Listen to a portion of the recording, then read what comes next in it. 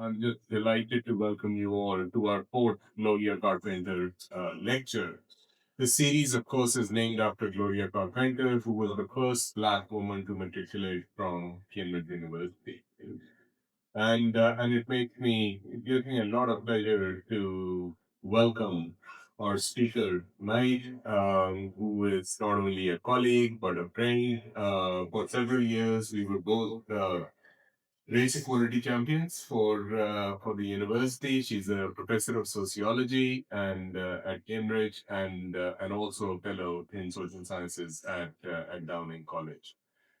She's authored several books.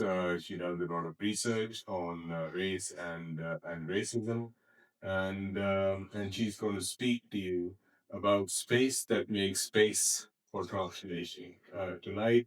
So she will speak for. We're still arguing about how long she's going to speak. Anywhere between 30 and 40 minutes, and then we will have time for questions. Over to you, Laura.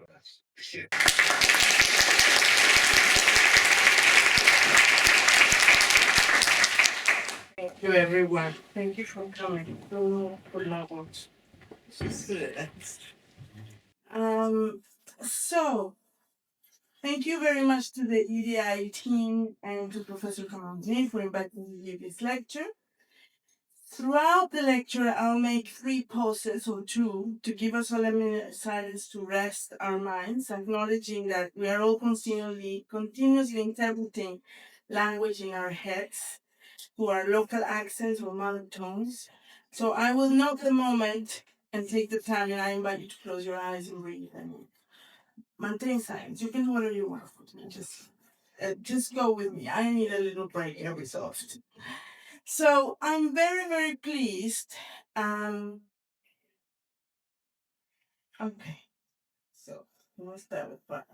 Yeah. So I'm very, very pleased that the university values and places at its center with this lecture and in honor of Gloria Carpenter and with my invitation, the scholarship of Black women at Cambridge. It is a signal to all Black women and Black people here and beyond. This is already a space that is making space for us. 2 weeks ago, I had the pleasure of meeting Patricia Camper, Gloria Carpenter's daughter, who is online with her brother. Thank you for joining. And I met her there during the inauguration of the Black Women's Archive at Girton College. I listened intently to Patricia and her memories of her mother. One story struck me deeply. Not only that Gloria Carpenter graduated in 1948 and left for Jamaica, but that she had to leave. Her white husband, also a Cambridge student graduating with a promising academic career, was told by his college tutor that because he had married her, a black woman, he had no future at Cambridge. Gloria also realized that despite her law degree and passing the bar, she was not getting opportunities, so they left. I want to notice what an amazing example of daring to relate and hold a relationship as so precious that this young mixed race couple decided to make space for each other against all social and institutional odds here in Cambridge and in 1948. And also that so many things have happened in between. We're in a very different moment. Things have shifted. Today, there are far more Black students, women students at Cambridge. There have been many laws, initiatives, and efforts, and these should be celebrated in terms of equality, diversity, and inclusion. Although there are issues, when we look closely at how EDI can be seen as a form of tokenism in UK universities, it is also striking how we are witnessing a growing attack on this work with the closing of EDI offices in the US, in universities in the US, and the growing silencing happening in the UK, which is pushing the common sense aim of justice and fairness to the sidelines, forcing it to disappear or reappear in other forms. In my 11 years since 2014, I have also seen Black colleagues leave because of anti-Black racism, and I keep sitting down with students and colleagues of color to hear their complaints. To my knowledge, there are only 6 Black academics with permanent positions, 4 of us women, in the whole University of Cambridge. The project I ran with Professor Ella Macpherson and Everyday Racism, another example of a space making space, collected more than 150 testimonies of students and staff mapping the range and consequences that racism brings to their mental and physical experience and health, their sense of belonging, and their opportunities to do what they are meant to thrive in one of the most elite educational institutions in the world. Looking at this year since 1945, when Gloria Carpenter enrolled to now, as in a progression towards racial equality, reveals a trajectory that is nothing but linear, more spiral than straight, marked by recurring stories of mistreatment alongside uneven developments in structural change. But I don't want to focus on this now. There is research looking at the challenges of EDI efforts, like the work of Sarah Ahmed and her books on being included, complained, and most recently, No is Not a Lonely Utterance, and also Nicola Rollo's report, Staying Power, amongst others. I want to linger for a moment on how the university context reflects wider global patterns where efforts to address inequality are both demanded and undermined. What I do want to focus on is that often EDI work and research on racism become conflated in ways that obscure the complexities of racism itself. Reference to research on racism is too often missing. Research on racism becomes easily delegitimized alongside scholarship on other hierarchies of power and forms of oppression, such as gender, sexuality, ability, class, body size, age, religion, or citizenship and migratory status. This research is politicized and reduced to a matter of HR, as if this wasn't important and key to the possibilities of actually getting any work done, but also branded as activists, as if that were an insult to knowledge making, as if it diminished scholarship. In recent years, we have witnessed political turns that deliberately conflate research and ideology, eroding the space for critical inquiry and the value of research. The withdrawal of political will to address institutional racism, reduced instead to debates about race and ethnicity indicators, and the backlash against gender analysis or studies on sexism and patriarchy as mere ideology are not accidental. It has been argued that such backlash actually demonstrates the strength of those critiques. They are making sense. These debates have used knowledge, collaboration, and collective organization in ways that have effectively challenged power and rocked the boat. How else can we understand the silencing that followed the global outpouring of solidarity after George Floyd's murder on that still unbelievable 25th of May 2020? Almost with embarrassment, we see the withdrawal of race related roles and spaces in universities, organizations, and institutions. Yet, scholarship has always mattered. It has been useful and actionable. We are seeing extraordinary research that, through responsible and ethical methodologies and in partnership with communities, contributes directly to debates on rights, liberation, better services, and opportunities, and the creation of alternatives for a good life for all. Scholarship has been most vital when aligned with struggles of justice, for access, for life, and to the benefit of all people. The social sciences, however, have long had to defend their legitimacy, accused of being what we already know, or just opinion, especially when their findings expose inequality, unfairness, abuse of power, polluted meritocracy. This tension between knowledge, power, and transformation is what has guided my own work. I have always aspired for my scholarship to do that. I work on issues of race, racism, and intersectionality, and have done so for over 2 decades, mostly in Latin America. Firstly, on the quality of racism in everyday life, that is, what racism does and how it feels like, and on what I have called the logics of mestizaje, that is, the logics of the racial formation that predominates in the region. Secondly, on social transformation and how our societies have attempted to dismantle oppression. So, what I'll do now is to talk you through this work and then move to discuss how I'm expanding it globally to the institute I'm developing here, the Global Racism Institute for Social Transformation. Okay, how are you? I'm going to read fast. Okay, I wanted to read because I have so much to tell you. It's all very important. It's okay. So we're going now to, yeah, I have black screens with nothing, just so that you pay attention to what I'm saying. And then there are other screens with dates.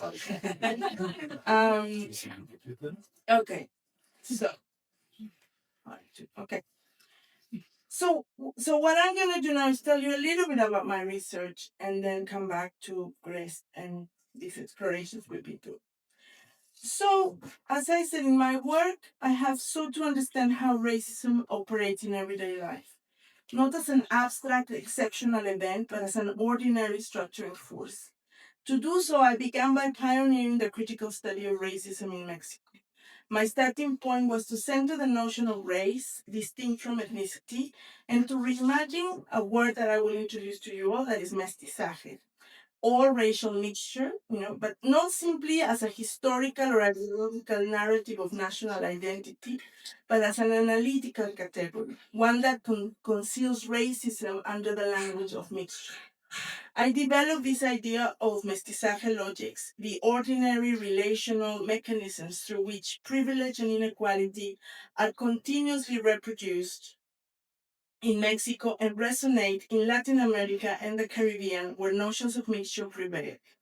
This became a strategy for studying the processual, contextual, and relational workings of racism, paying particular attention to how privilege, exclusion, and oppression are correlated and sustained through interactions of the everyday.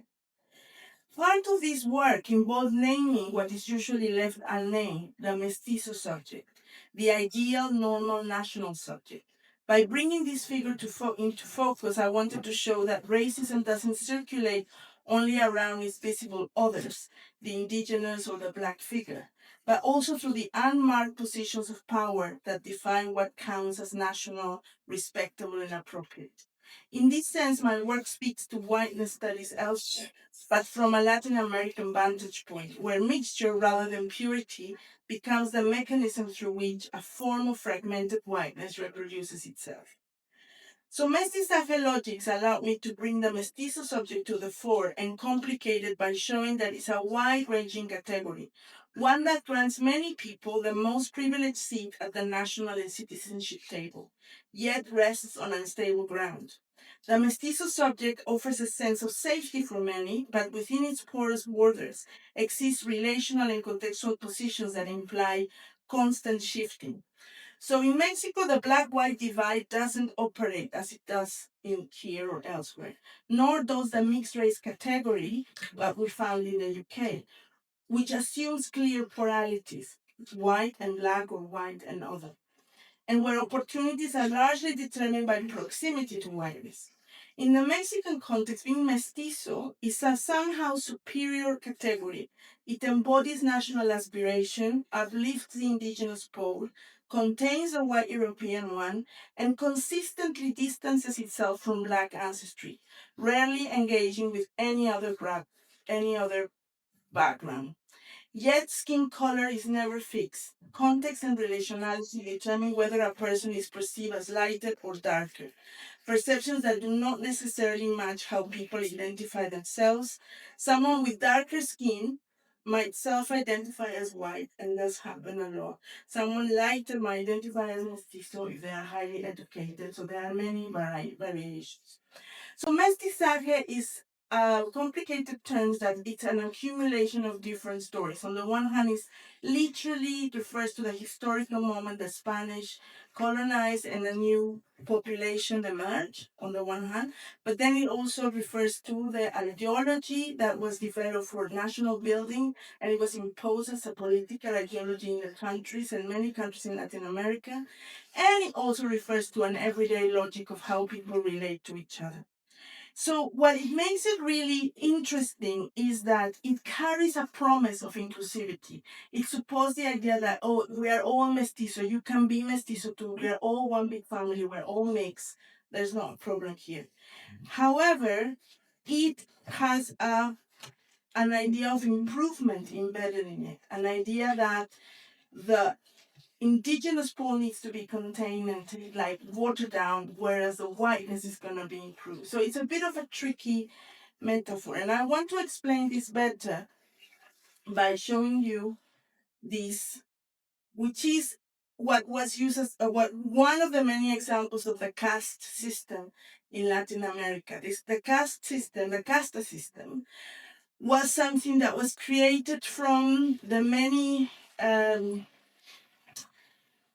imagination of racial polarities and mixtures, and this illusion that races exist and then can be mixed and then can be improved becomes the cornerstone of the ideological setup of mestizaje. So if you see the first three lines of this example of this system, you have that Spanish and indigenous people make a mestizo, and that a mestizo in Spanish then makes a castizo, and a castizo in Spanish makes a Spanish. Wow. So in 3 generations, if you do your homework well, if you keep your women in line, if you marry them okay, if everything goes well, you will have a Spanish back. So you will redeem indigenous blood to become better. No? So this idea of improving the race, it is not just in people's sort of heads. It's a promise that the system created through 300 years of colonial rule with different, instabilities and developments. What you can see with the black blood instead is that even in 3 generations, it would never be redeemed. It kind of stays there. There's one that says stays there. But if you see Spanish and mulatto, Morisco, Spanish and Morisco albino, Spanish and albino, turn back, whatever. I mean, the names are just random names.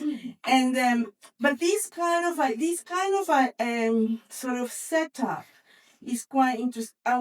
It's quite interesting. I don't want to make a claim of historical direct continuity, but I wasn't surprised that when I started um, looking and listening to participants and doing research, I suddenly, this idea of improving the race was coming all the time in participant stories.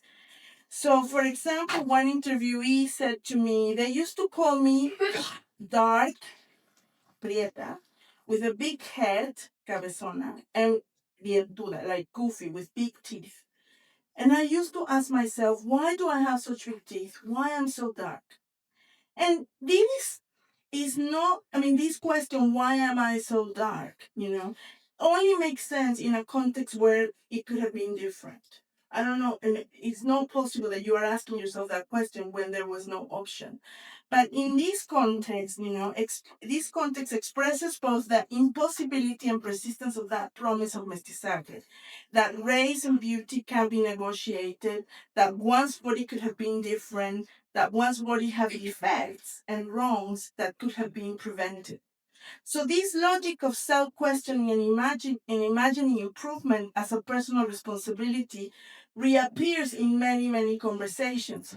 In another moment, in one focus group I had that I really liked that conversation, there was an all-women focus group, and they used photographs to prompt discussions. So one of the women was telling how her son, when the son was born in the hospital, the nurses called him the güero, which is like the blonde one, the little blonde one.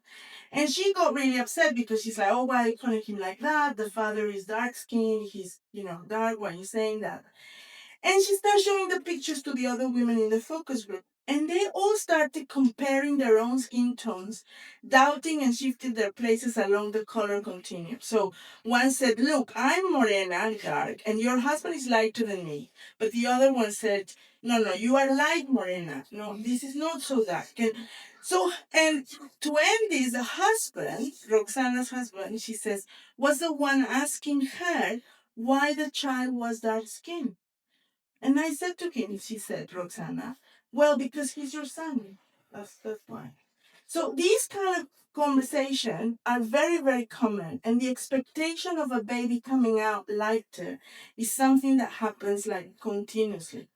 The exchange was revealing because everyone was carefully positioning themselves and others along at this unstable color gradient, where being blonde, güero, carried admiration and being moreno required an explanation.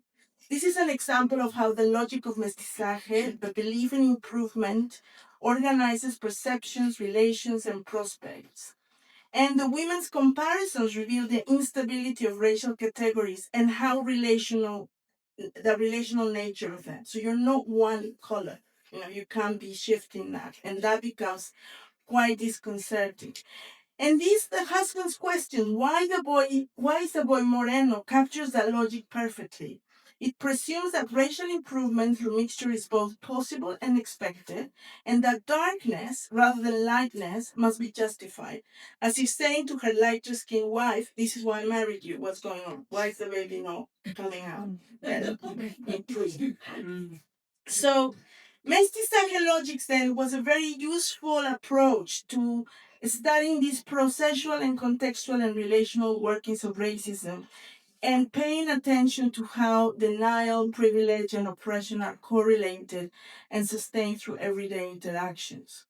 So, being mestizo is a historical merry-go-round of opportunities, and I'll show you one picture here. Uh, to show you a mestizo family. This is my family. And I want to share, this is what all first cousins, first uncles, aunts, and maybe a prize if you find me. I was 14 there. Um, but yeah. So being mestizo is a merry-go-round of opportunities, where appearing lighter can be read as a lucky strike, while appearing darker is blamed on the poor mixing choices of one's ancestors. This constant renegotiation plays out in the people's daily efforts to maneuver through social life, exposing people to being in simultaneous locations of the circulation of racism. Players all the time, giving and receiving blows. While there is a common belief that Mexicans cannot be racist because they are mixed, and while public discourse is increasingly adopting an anti racist language, everyday relations continue to reproduce a structural setup of this mistreatment.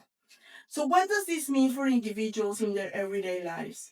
Not simply that social mobility and meritocracy are almost impossible, but that skin color, appearance, and resemblance exert enormous influence, forces that people must constantly learn to navigate. So, a key characteristic of racism in this context is that people experience it in the most intimate settings, at the core of their family, in their everyday relationships. People don't have to go anywhere to encounter difference. Moreover, mestizaje functions both as an everyday logic and as a national political ideology rooted in colonial legacies. The embeddedness of racist logics in daily interaction runs deep, largely unchecked. It keeps people mildly confused at all times as they move through experiences of privilege and exclusion, often at the same time. So, I understand these experiences as racist, oppressive, or entrapping moments. Those instances, and this is another concept I developed that I want to put to you, in which the sedimented logics of racism and other hierarchies become activated, often unintentionally, within ordinary acts of seeing, relating, speaking, representing. There are moments when the frameworks through which we perceive and feel the world reproduce the very structures of domination we seek to undo. Entrapping moments are particularly deceptive because they often arise in spaces that aspire to be anti racist or emancipatory, snaring us into familiar affects, care, curiosity, aesthetic pleasure that quietly reaffirm inequality. One of the big lessons of this work is that racism can be then seen more clearly as something constructed and artificially set up, even if it feels everlasting and unavoidable. When people experience both racism and privilege, and when they know how to activate or dodge harm, they begin to see that there is nothing inherent about race or racism. There are social constructions made up, maintained, and reproduced through everyday entrapment moments. It also means that we can no longer use the label racist for an individual, as the case of the mestizo shows, that people can enact racism while being on the receiving end of it. This is what I have called mestizaje moments, those contradictory encounters where both complicity and vulnerability coexist, revealing racism's relational and processual nature, and pointing us toward the possibility of transformation. Although these ideas are grounded in the Latin American experience, they also offer tools for thinking comparatively and relationally about racism elsewhere, revealing how racial and social hierarchies operate through similarly entangled and emotional processes across different contexts. This approach offers a contribution to understanding racism in an intersectional way in the region, but also here, when we might expand our thinking to connect racism with other forms of oppression. Oh, sorry. Okay.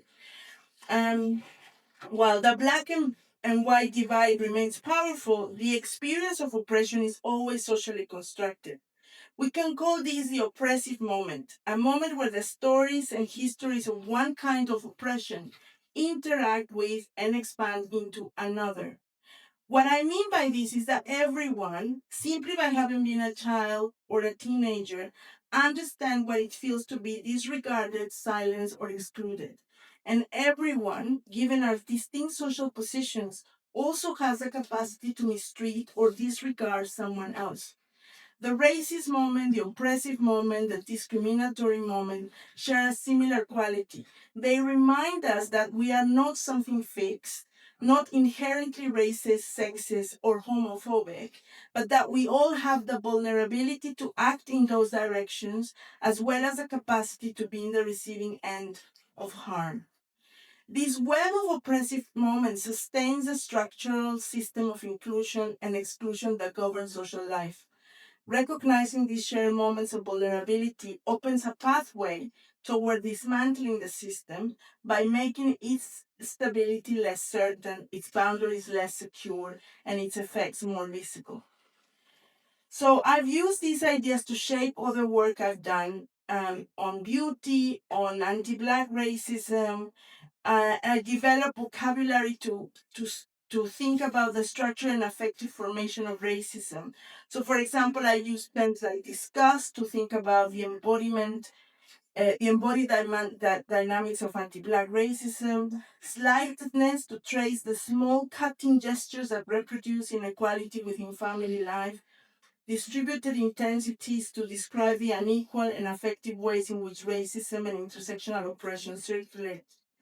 I'm currently working on internalized oppression and the politics of resentment and defensiveness, asking how the emotional dimensions of oppression get in the way of sustained social justice action, for which I invite you, and this is a commercial, to explore the website that we have called The Structure Within, which is very good. So this work led me to think that, okay, once we have described and understood racism, it would be really equally important to understand how have been developed the efforts against racism. And that's why it was a logical step to develop a large ESRC grant called Latin American Anti-Racism in a Post-Racial Age, where together with Professor Peter Wade at Manchester, we did a comparative study of 4 countries where we were looking at how an anti-racist action developed there in Brazil, Colombia, Ecuador, and Mexico. Here we produce what we call alternative grammars of anti-racism, which is strategic languages that do not explicitly put racism at the center of the agenda, but instead show an awareness of broader structural inequalities, in which the role of racial difference is indirectly acknowledged. And it helps us to sort of expand our view that there are many anti-racist actions that might not be called anti-racist or might not use the word of racism, but they still have an important effect on racial relations, on racial experiences, or include negatively racialized peoples in different ways. So these projects and this very little overview I gave you about these notions of mestizaje and mixture and how they move have shown me that the research on racism must be both analytical and relational, structural and emotional, attentive to how people imagine and enact transformation. So I'm going to move to part 3, but how are you? 5 minutes. How are you? I didn't do the minutes of silence that I wanted to do. I just give you a moment and I'll look at you. Are you okay? Yeah, are you following me? Are you asleep? So a moment to wake up. The last 5 minutes. Okay. So, discussing with other colleagues about researching race and racism in Mexico, we realized that one of the main conclusions we were all reaching was that we needed to make racism public, and that was around 2010. We thought that similarly to how gender perspective had been sort of put into many programs, initiatives, it was everywhere. We needed to do something similar with race. And this is how my colleague and friend Enrico Saldivar and I set up in 2010 Coopera, the Collective for the Elimination of Racism. Wanting to make racism public meant devising content methodologies, thinking about how can we tell this in a way that people can listen. And we quickly realized that we were encountering the same dynamics of denial and confusion we found in the field. Why wouldn't I, right? Particularly from people that identify as mestizos. They just didn't want to talk about it. They were very uncomfortable. They were always deflecting. It was just very hard to try to communicate this word. So we realized that we needed to somehow take care of the deep discomfort and emotional turmoil that such work inevitably provokes. We decided to experiment and address the emotional dimensions of oppression when discussing racism and other forms of oppression, making space for people to note how they felt, even just when raising the topic, and supporting them in recovering their own personal stories of encountering racism as a first step towards developing their own anti racist agendas for their organizations and their projects. So, Coopera became a kind of laboratory where we tried out ideas that would then circle back to how we are doing our research, a space in which to observe and engage how tensions and difficulties can encounter or not clarity, can encounter or not clarity, moral compass, values, or radical imagination. See, so this work on La Porta, the work on Coopera, these projects on racism, made apparent that we needed to also not only to look at the emotional dimensions, but we needed to look at racisms in the plural. That we needed to understand racisms working across borders and in different levels, bringing together the personal and the structural, using the study of racism as an entry point to other forms of inequality. And these meant that we had to stop treating studies of countries as cases, but rather looking at the potentials of connections and relations between spaces and experiences.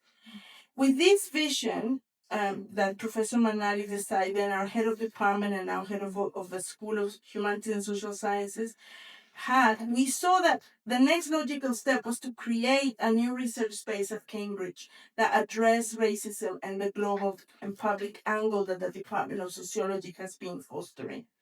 This is how the Global Racisms Institute emerged with seed funding from the Kellogg Foundation in 2023 and the task of designing an institute with the goal of developing actionable research. I started leading this effort as a continuation of the question that has guided much of my work. How do we connect the analysis of racisms to the transformation and ultimately elimination of the conditions that sustain it? This is where the idea of a space that makes space came about. What kind of space do we need in the university to produce actionable research that is useful, inspiring, and creative? So over the last 2 years, we have been working with design-led approaches that have completely shifted my own paradigms of thinking. I realized I was not geared to think in design in ways of like experimenting, of iteration. All those words were completely new. And with the support of an amazing team and a group of external consultants, I've been leading a group of researchers, established academics, early career scholars, and PhD students in experimenting, in engaging with social justice networks and philanthropies. And together we have been imagining the best possible conditions. We're dreaming very big for developing meaningful, actionable research as an experiment. At the basis of this work has been, I was very inspired by the social lab revolution approach of Said Hassan, who says that to address the most complicated challenges, we need platforms that have three core characteristics: that they are social. They bring together different kinds of people. They are experimental. They, teams do this all trying things, failing quick, learning again. And they are systemic. They really go to the root of the issues that you want to address. So we wanted to move in this project that we're developing now. We want to move from project-based logic that dominates academia and most social interventions to a more iterative experimental approach. So Grist responds to this by creating a space that makes space for listening, co-thinking, and experimenting together. We have developed a model that works, that unfolds through three interwoven domains. Understanding global racisms through creating and sustaining communities for transformative interventions. So we've learned first that we need this relational approach and understanding of racisms in the plural. We need something that is able to bring different things like segregation, mestizaje, and caste discrimination into one conversation, for example. We also need multi-sectoral engagement. That's the second lesson. We need to have diverse people in the rooms. And we are not the only one, someone said. You're not the only one that wants to eliminate racism. I was like, really? Yes, so we need to be talking to many other people that are out there and find a way to do that well. But then we realized that the biggest issue that we're missing, and that also Hassan notices in his book, is that we need to develop strong frameworks for collaboration that can deal with those emotional dimensions that happen all the time. It's not just when we research, it's when we try to discuss about it, when we also have to deal with it within ourselves, but also with the teams that we are making. So, work on anti-racism and activism repeatedly knows that sustaining collaboration over time is very difficult, not only for reasons of resources or vision, but because of the discomfort and power dynamics that arise within teams and organizations. So, this is one of the big challenges and one of the things we've been experimenting with GRISTs, especially if we think that oppression cannot be detached from its emotional dimensions. And we need to, every person in a collaborative space carries particular oppressive cultures that are easily reproducible. And we need to be aware, for example, of academia's extractive logics, competitive logics, and how they make difficult to collaborate, how make it difficult. So I want to close by telling you about two people that have pushed this work along. One of them is Mel Sobusu, a brilliant queer black trans person I had the privilege of working with. Mel's completed their PhD under my supervision in January this year. Their thesis, a proposal of black queer radical imagination, challenged the focus on oppression to move um, to imagination. They would say that when we focus on oppression, we just focus on survival. We're not focusing on creating the world that we want. Sadly, Mel's passed away soon after, leaving us with their book Undisciplined, which I encourage you to read, a profound challenge to the ways of knowing and to the visions we dare to carry. The other person is my dearest friend, Sol Gonzalez, a trauma and conflict resolution specialist and psychotherapist, who this September attempted to sail to Gaza as part of the Global South Flotilla. In the days when I was following their journey, I wrote about what it means to live amidst harm, to act and care within systems that wound us. Soul's courage reminded me that transformation is not only about imagination, but also about risk, presence, and solidarity. As I wrote then, drawing on Nyasha Mboti's work on apartheid studies, we live amidst harm, but also within the possibility of interruption. Sol and the flotilla's act of sailing was precisely that, an interruption, a refusal to let harm be normal, to let devastation dictate what is possible. So I want to propose Grist as a space that makes space for interruption and radical imagination. Thank you very much.